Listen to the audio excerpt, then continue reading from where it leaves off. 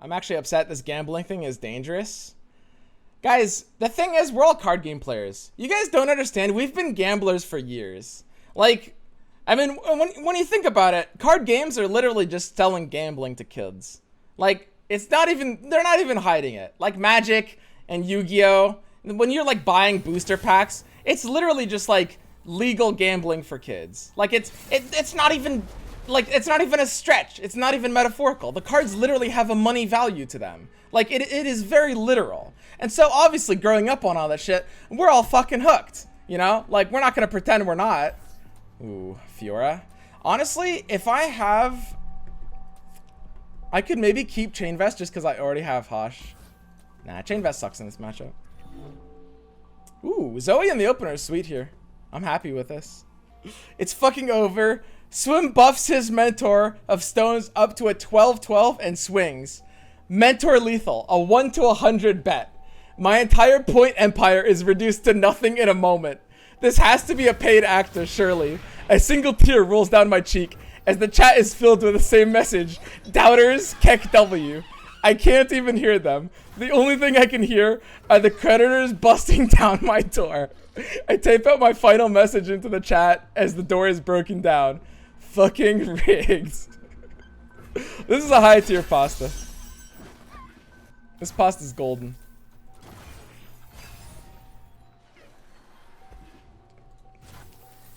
Dude, Zoe fucks this mirror so hard.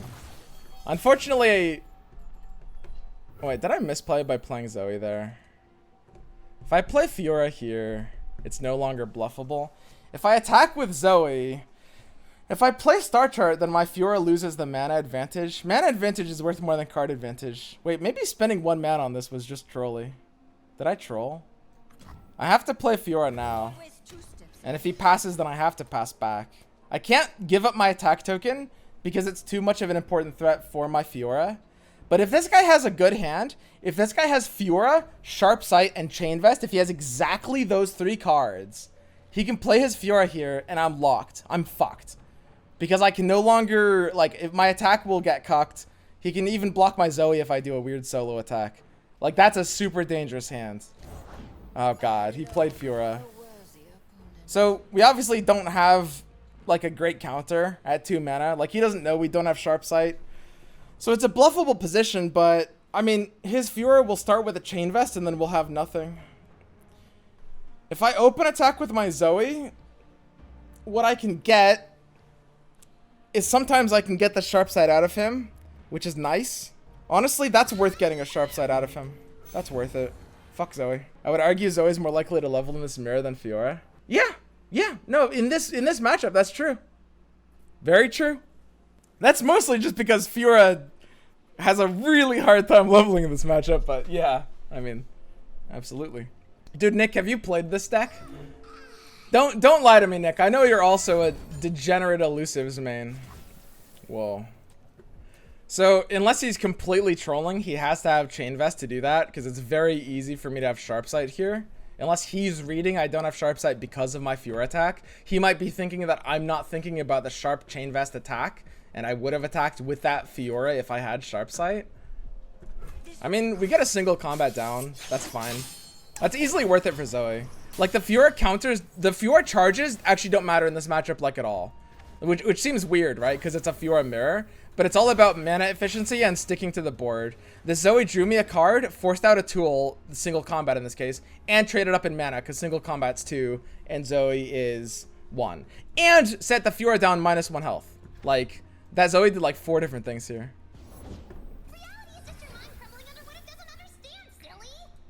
If he doesn't have Sharp Sight, he can't really take this attack.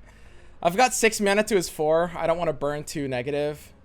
I definitely can't play Butterfly. I give him too good of a challenger if I do. I could play Star Chart just so I'm not burning so negative. Wow, this is actually really bad. Like, if I pre-commit Blessing of Targon, then he can repost into me. If I pass, he can pass back and burn my mana, which is not good. If I play Star Chart, then he can attack into me, threatening equivalent mana. I think I have to pass. I think I have no choice. But it does feel bad if he takes this burn here. Which he should. He's supposed to. Okay. It's not the end of the worlds. Like, what the other risks were the end of the worlds if they didn't pay off. I think I can open challenge the Zoe. I think that's kind of free. Maybe I can just like pre-standalone and play for mana, actually. What if I Blessing of Targon and go down to 3 mana? If he has repost and single combat, we've got Hush. So repost single combat puts him to 2 mana. And then there's no 2 mana card that's ever good to rebeat Hush. So I think I can just Blessing here and pass.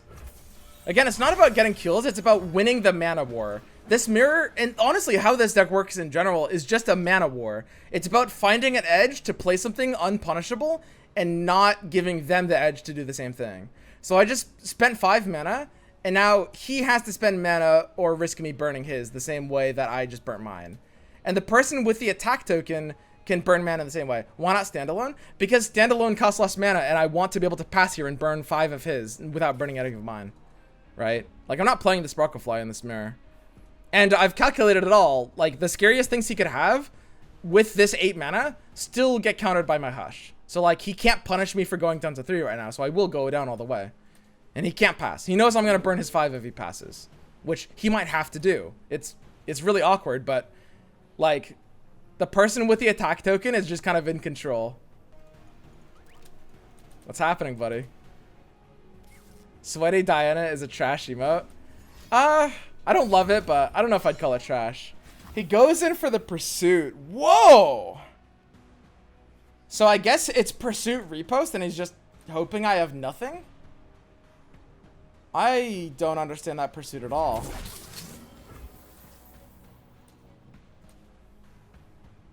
I don't get it. Challenging the Zoe doesn't really accomplish much here. I don't know, letting his Zoe attack isn't great. I guess I can challenge her the Zoe. He can like Hush and Sharp Sight, but then there's a Hush down. Yeah, I'll challenge her the Zoe, sure. He wants to burn your token. That would actually be interesting. A Relentless Pursuit just to get me to pass. But it's kind of the same thing as if he had passed back. Like, I would have passed and he just loses a pursuit for no reason. Yeah, that was a weird pursuit. I don't understand what hand he could have to do that. But yeah, that's why I love playing this deck. It's like poker. Tonight, I'm sure you feel the same way, because you also like, I know you're a Zed Demacia player. Were you in on like Zed standalone elusives OTK? Because like that deck is just pure poker. I fucking love it.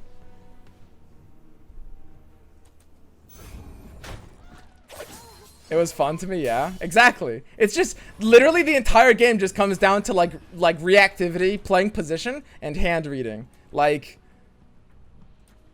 and it's so cool. It's just a completely different playstyle. Like, it's really, really, really skill intensive. Pale Hush Chain, win and he win. I mean, I still have my counter here. Yeah, that was a weird pursuit, buddy. I'm not gonna lie. I don't understand that at all. Alright, pal. We're both at full mana now. But, I mean, my Fiora is bigger. And I got the free star chart in hand that he didn't earlier. Like, I've got a bigger hand. I've got a bigger Fiora. And I was going to say I've got a bigger deck. If I looked at our decks. It's kind of a stupid joke because I don't know if you guys have noticed this, but deck kind of sounds like dick. But, unfortunately, I don't have a bigger deck than this guy. PP hands. So again, I don't want to pass and burn too much mana, so we just have to think, is this punishable if I standalone here as well? I mean, standalone can be used as a kind of like post value card for after Hush, but it's not great at doing that, honestly. I'll just star chart here. I think star charting here is totally fine. Honestly, it's kind of stupid, but as soon as he plays Mentor, I'm really going to want Equinox.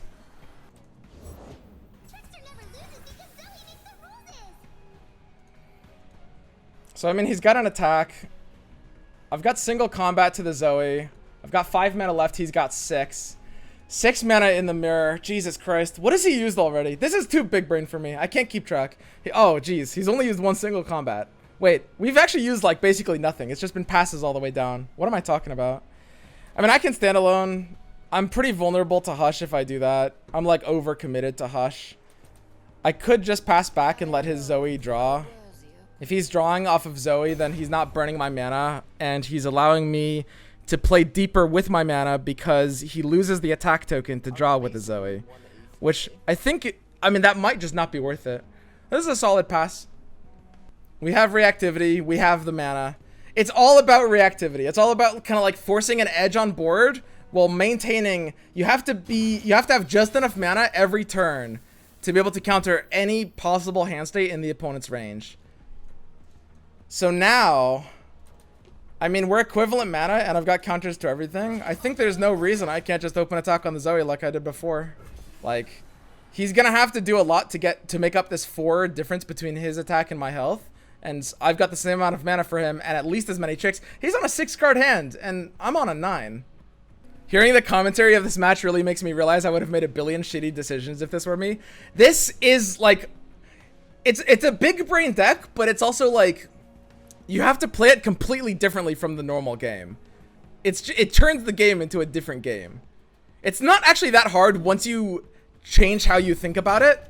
Like, you can do it for sure, but this is not like, we're not playing with any of the kind of normal rules. All right, Zoe's down. From the amount of people saying no and re in my chat, probably was related to the bet in some way. Sparklefly. If he goes into buff that, I have a good Equinox.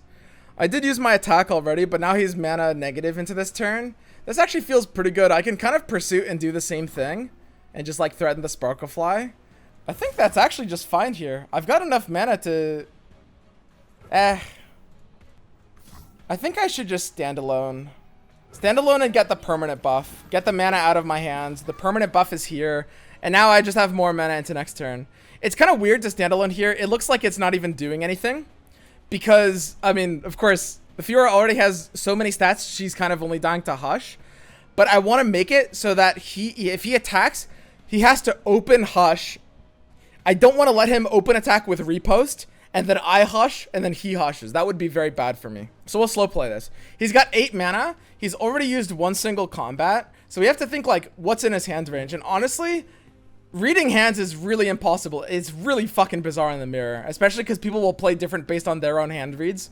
The mirror of this deck is literally pure poker. Like, both of us are just like, it's just like game theories involved, and hand reading becomes, like, you can actually do bluffs and nothing is set in stone. Normally, hand reading is something that you can do very reliably because the opponent has to value playing in a very specific way, but this deck is so bluffable. Here, I mean, I can burn positive. If I Guiding Touch for extra mana, can he punish us with 8 mana when we only have 4? And the answer is no. I've got enough safety cards here. So I can touch here and just be mana efficient and pass again. Again, we're not committing for this turn. If we Pursuit, we go under his mana point, which is just pointless. We play for permanent value and bank maximum mana and maximum reactivity. Reactivity is important. It's not just maximum mana, it's maximum reactivity. Mana is a part of that, but also having cards as options is also a part of that, right? We own a reactivity here. We have the Fiora to force him to play first because ours is bigger, and we've got the same amount of mana next turn and like twice the size of his hand, right? Twice the size of his hand. Okay. Yep. And he can't really do anything there. He knows he can't do anything there because all of his tools in his hand are commitment tools. So we can do a little bit of a hand range. We can do a bit of a hand range here. Like, we can think about the deck, think about what he's running in the deck, and think about, you know, on that turn in particular, he definitely would have used permanent value tools if he could have. And that would have been basically Blessing of Targon or Standalone, because he played the Butterfly when he didn't have to. So he doesn't have these buff tools, and he doesn't have units either. He would have played Mentor. So his hand is very reactive, a lot of Repost, a lot of Hush in that. He takes a pass back to us, and now we can spend a little bit of mana, but only if we have enough to like force reactivity. I think it's just not worth it here. We've got a 9-card hand, we pass back, and we gain the token. That pass is better for us than it is for him because he loses the token and we gain it. And that means with the token, I can gain extra reactivity by forcing him to play first. That seems weird because attack token you would think is proactivity, and that's actually the opposite of how it actually ends up working. Because the attack token forces him to play the first card, which allows me to be reactive to everything. So we burn his mana when he has the attack token, we burn his attack token, and we play for our turn on the attack token. And again, we put his hand on not a lot of permanent value, not a lot of units, except second Fiora for repost. He has at least one repost, and we should assume he has at least one Hush. Sharp Sight is also in his range. We haven't done a range check since literally like turn 4 of the game. Normally with hand reading, it's like we have some information in the last few turns, and because of that, we can block those cards out from being in his hands because he would have had to top deck them in the 1 or 2 turns. But the last time we checked for stuff like Sharp Sight was like literally round 3 of the game. So we have no idea what reactive tools he has. We just know he doesn't have the proactive tools. Fiora goes to 3. And this is, by the way, why he's not supposed to play Butterfly in this matchup. It just gives me, I think, pressure for no reason. So he top decked the Blessing of Targon. We can see that because he played it on the left side. And also, I mean, that fits with the read. But here's the issue. He went for permanent value in a situation where I own the mana lead. So now I can, you know, basically move in to punish that. The question is, you know, do we go for Relentless Pursuit or Single Combat? Single Combat isn't really punishing anything on the stack. Relentless Pursuit is actually too much mana here. We'll start with a Single Combat. He'll probably start with either Repost or Hush. And whether he should start with Repost, and then I go into Hush, and then he should use his own Hush, and then I use my own Repost, and then I win, is what should happen. But he definitely might not have both of those in hands, and he definitely might not play it exactly like that. But you start with Repost here. I think most hands have to start with Repost here. Note, we use Still instead of Pursuit. Almost always. He starts with Hush, so if he had a Repost, I think that's basically a misplay. I mean, I don't even have to use my own Repost now. I can just standalone. Because if he goes in for another buff, then I have the Rehush, which is just even more valuable. Just the way I like it. And it's the same mana points as well. Note that I use Single instead of Pursuit, and the literal reason for that, even though Single is more valuable later, is just because I value the 1 mana difference this turn so much. This is the big commit turn. Was pre-committing Bastion there worth? You know, yeah, that probably was a bit worth. Like, I kind of like went through this line in my head and I was like, I can't possibly lose. But yeah, you're right. Bastion, it would have closed that game out sooner if I had pre-committed Bastion, because he can't pop it at burst speed with anything other than Hush. Yeah, absolutely. Good call, guys. Okay, so we've got good permanent buffs on the Fiora. Here we can play the Sparklefly. There's actually no downside to playing it here just because he doesn't own the board anymore and it's free mana. He can't force this mana out, so there's no punish for not having the mana here. And he, you know, he's not eating this for free with a Fiora. So I think he likely has a second Fiora in hand that he declined the opportunity to use as a repost. That's interesting. So he had the Fiora's repost, like we called. I think he was supposed to use it as a repost instead of using it as a Fiora, but I don't know if it even matters anyway. All right. So yeah, we called his hand right. He had repost and Hush. He probably has, I think he's doubled up on one. I think he has either a second Hush or a second repost, which is kind of crazy. Or he has a weird like double sharp side hand.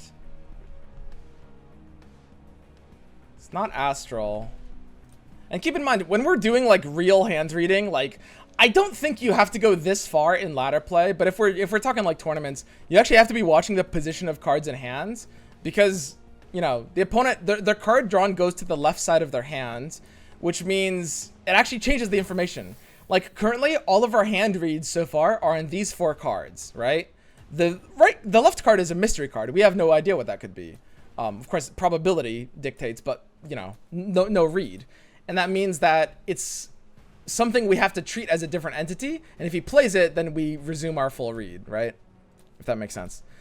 So, yeah, I mean, I can honestly pre-commit a Bastion here for kind of the same reason. It's just mana efficient since it's permanent. I could have pre-committed Bastions a while ago, actually, even before that last turn.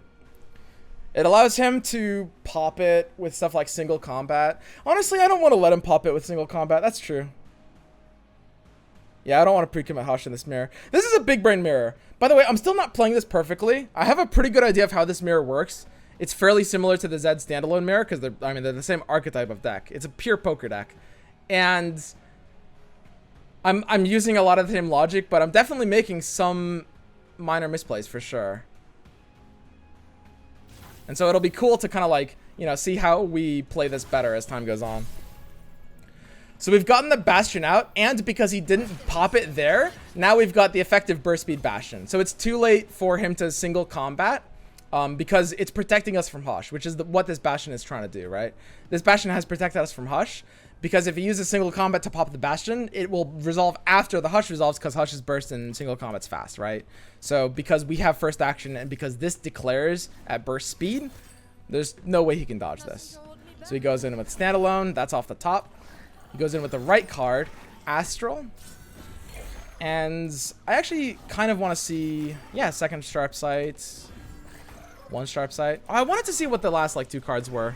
So yeah, the first Sharp Sight, he had a couple of extra cards there. He had, I think, 3 cards that he didn't play out there. And those were either a second Sharp Sight, a third repost, well, second repost technically, or a second Hush. Is like, those cards were basically exclusively those 3 cards. Oh yeah, Pursuit 2. I forgot about Pursuit.